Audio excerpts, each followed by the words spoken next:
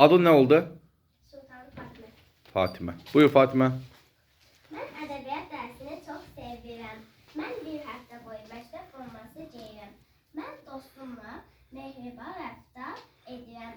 Mən bacımı çox sevirəm. Mən riyaziyyat dərsini bacarıram. Hansı səhvdir sizdə? Düzdür. Bəs alqışlayaq.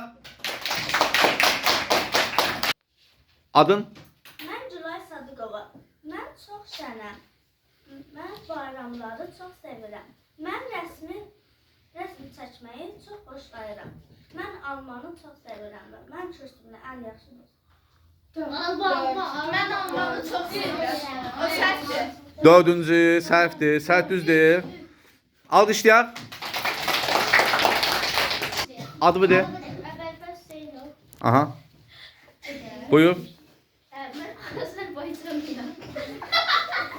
Sakit. De.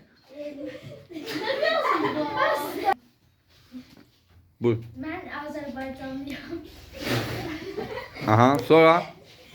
2, Ben riyaziyyat dersini çok seviyorum. 3, Ben 8 yaşım var. 4. Ben Bakıya gitmişim. Ben çalışıyorum. Sakit dur orada, dur orada, dur orada. Ben 2 tane səhv var. Ben riyaziyyatı seviyorum.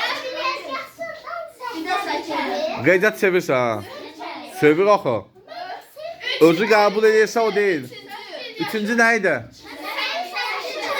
Ha? 8 yaşım var. Yox. 3 yaşım var. 3 yaşım var. Adı idi?